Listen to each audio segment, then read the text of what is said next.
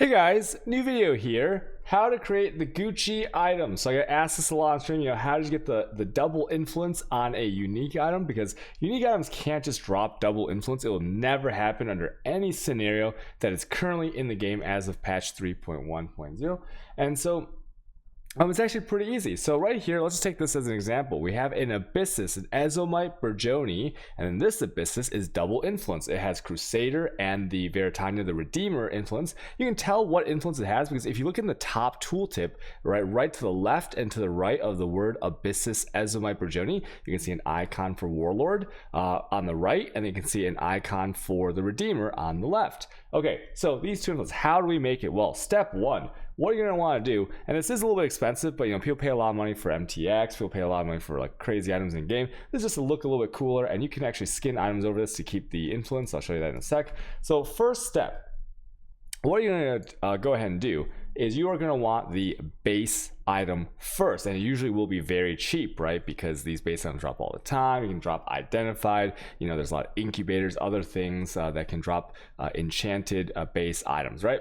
So first we can look at the Abyssus is an Ezomite Burjoni, as I said. So I search for Ezomite Burjoni, and it's very important to get the enchant you want. So for here, I want Dread Banner, right? Because I really like the Dread Banner effect for my Impale Cycloner, but you can search for anything you want, and most of the time it will be really cheap. So I search for that, I make sure it's not corrupted.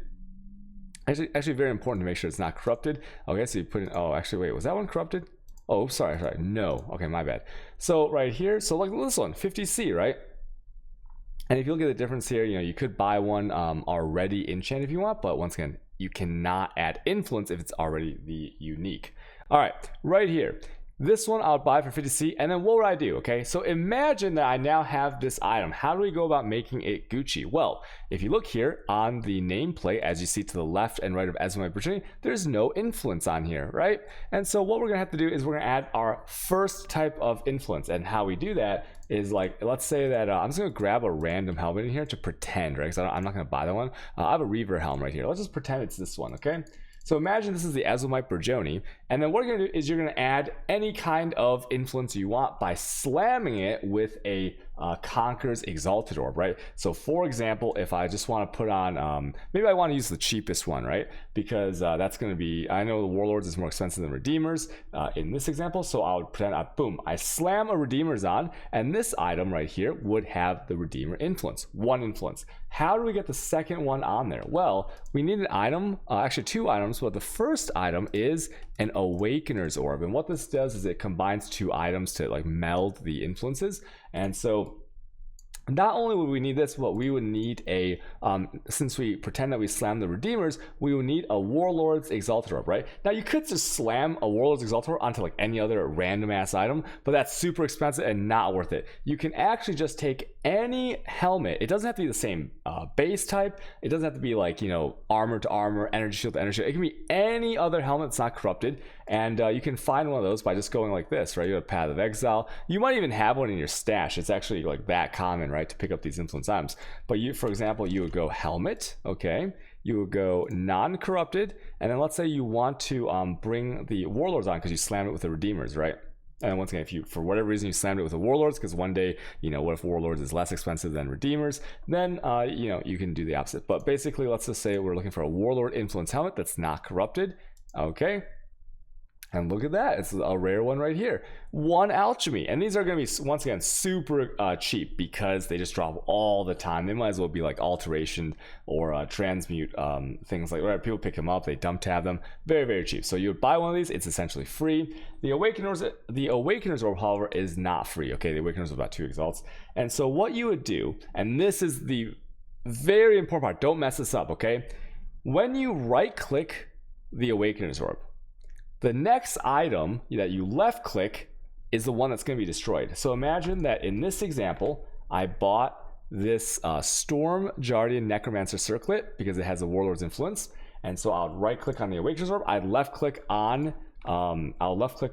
this Necromancer Circlet. and that would basically queue it up to be destroyed, and then I would left click on the Reaver helmet so that it would combine the two items, and then the two influences would be mix and match. Now you don't care about any of the stats because you're just adding double influence. Okay, so it's always the item that you, after you right click your Awakened Orb, the item you left click will be destroyed, and that influence background will be added to the item.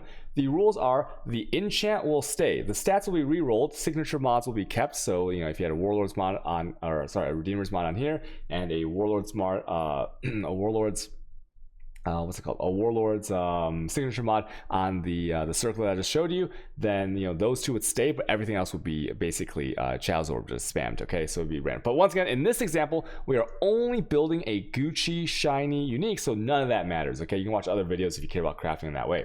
So now after I did that, so the Awakened Orb would be gone, and then you would be left with a Sorrow Visage, right? The Reaver helmet, the enchant would stay, and you would have a double influenced Reaver helmet. Okay, we're pretending this is Azumite Burjoni because of the example.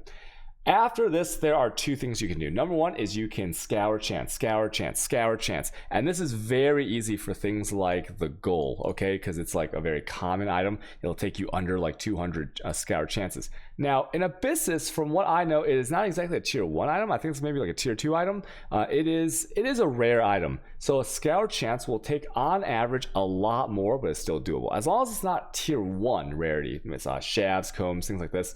It is actually pretty easy to do if you have some patience.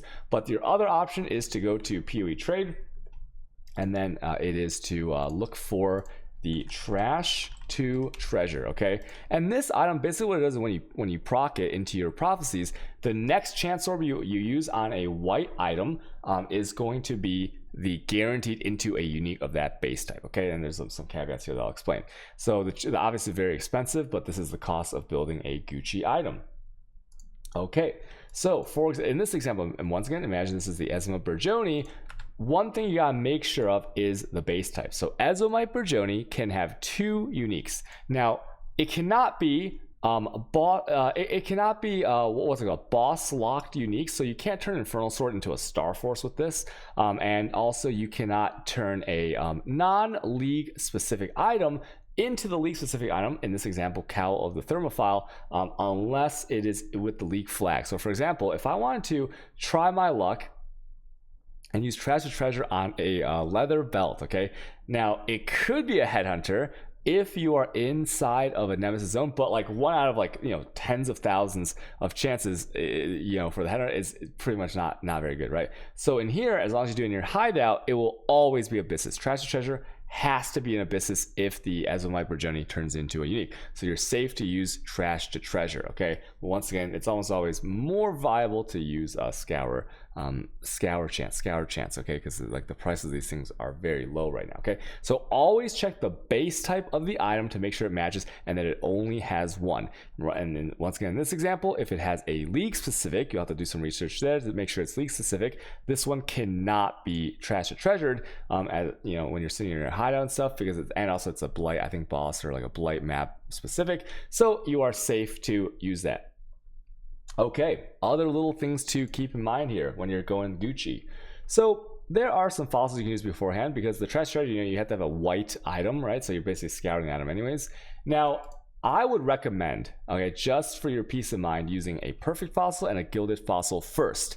Just roll those two on there, because the gilded fossil will add it implicit. You see, like this one, I double corrupted this one for the lightning damage leeches life, and it cannot be blinded. Well, before that, there was a line that says item sells for much more to vendors. That comes from the gilded fossil. It doesn't do much, and the amount you're spending will always be more than the amount that you get back from selling that to a vendor. You wouldn't sell it to the vendor, right? But in these cases, it adds an extra line item, which looks cool. Item sells more to vendors. And then the perfect fossil, you will spam after you use these two one time. Then what you'll do is you can basically switch to this right here, right? You can use 1 sockets and you can just spam perfect fossils, because that'll be between, I think, 15 and 30 quality. And on something like this, a little bit extra armor for the 30% quality, and that peace of mind of knowing you have the perfect quality is really nice. It might take a few perfect fossils, but it is worth it to do it on the base item before you trash the treasure or before you scour chance into the unique, because once you got it into a unique, you can no longer use the perfect fossils. Okay, so get 30% and get that line item on. You only need one gilded fossil because that line item stays forever. Okay, if you corrupt it, obviously the line item will go away.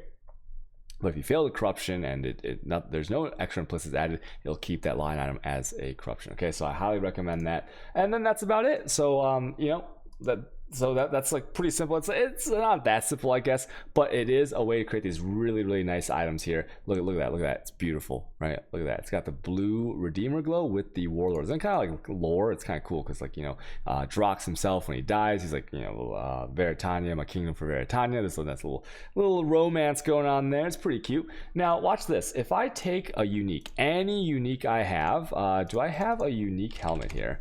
Let's take a look. Do I have a unique helmet?